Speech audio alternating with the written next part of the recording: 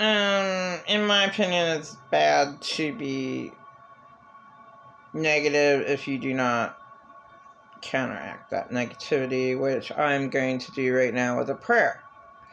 So, the insane abuser I was speaking about, I pray.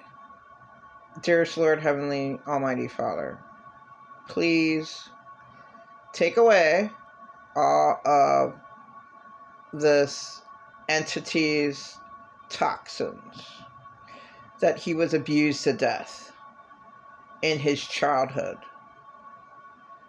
to be replaced by the peace that passes our understanding.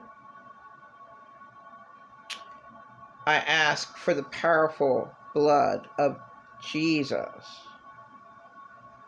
that is sacred, powerful, pure, and precious, to be able to change someone.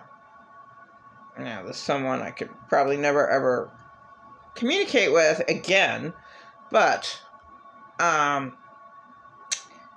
change them to be able to admit to all of their wrongdoings that they did, to be able to admit the unspeakable wrongdoings, possibly to their close family member who used to call them every day.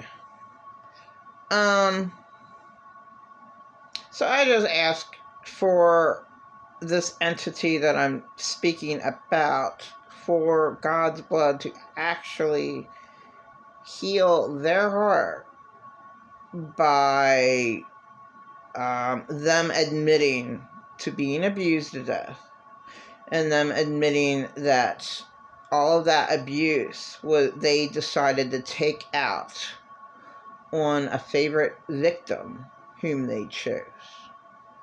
And I'd love for that to be able to take place. I cannot be around this particular entity because it never ever worked as far as any communication between us. There was no communication ever, because I was completely always disrespected and always lied about and always never listened to. So, okay, I'm just saying, I wish that the best for this person, and the best for this person that I choose to call the word entity because of how negative they really are. I actually hope that this entity is able to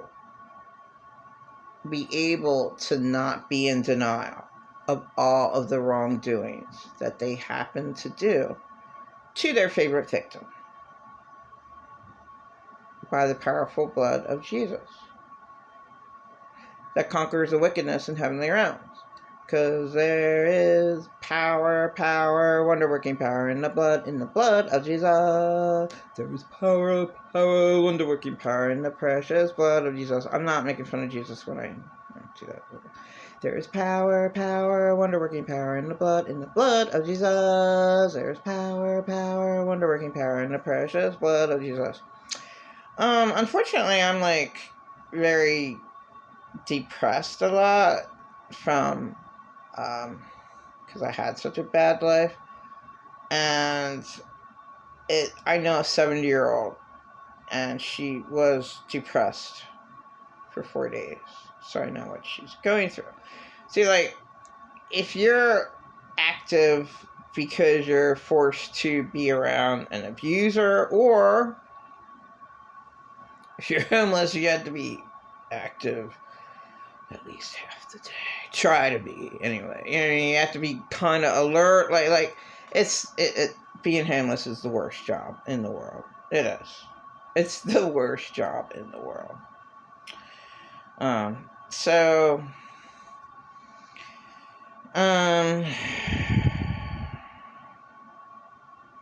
I just, lost train of thought, but, yeah, I was praying for, this, my insane abuser.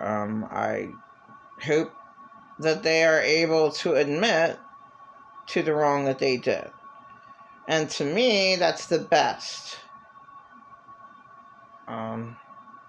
thing for them.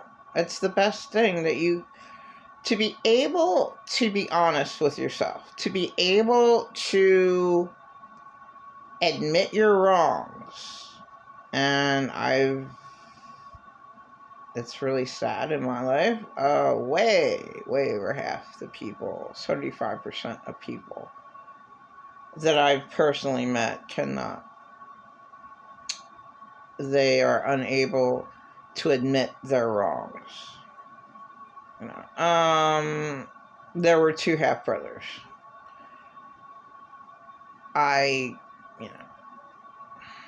Maybe God did speak to them. The one died. Maybe God did speak through them to say, we are so sorry that anything bad, we didn't want anything bad to happen. Maybe God speaks through people, whether they occasionally. So yeah, I just want the best for my insane abuser, that he is capable of admitting to his wrongs, which is the best for him. Because if you can never ever face what you've done, I don't see how you can proceed in life, how you can progress in any way. It's the worst thing I think that you could do, even if it's just one person in your life that you just decide to corner and destroy. And that's what narcissists do. That's what they do. They just choose their victim, and that victim is the worst person they've ever met in their life, and they created all their hell, and they do all these awful things, and everything that insane abuser is, they take that mask off. They absolutely hate themselves, and they just go and target that innocent victim who they chose. So, well, I hate myself, but maybe they don't even think this, but their spirit knows if it is a spirit. I'm questioning, if there's anything there, because they have no feelings. There's no remorse with them. So, is there a spirit there? But, they hate their empty shells. They absolutely hate themselves. And they blame their victim for every single thing that they do. And I'll just bring back my reference of my late husband. Always blame me for everything that he lost. Always blame me for everything that he did wrong. Why don't I do anything for him? Well, he never basically did anything for me. So, here's a crumb, and there's another crumb. Crumbs don't do a thing. But unfortunately, I was always crumbed, and I want that to change, and I want the best for people, and I'd like for my worst abuser to be able to at least admit to one of his wrongs against me. But it's never happened, so it's not it will happen. But for me to want the best for them, is good. So I don't have any revenge in my resentment to have revenge on my insane abuser. I do not. That's how I'm forgiving. It's like, I want them to admit to their wrongs. Doesn't matter if they if they'll ever do that. It's good for me to not have any resentment for any type of revenge in my soul against my worst abuser. And I don't. So I'd like him to be honest and just try to admit one wrong. Just one.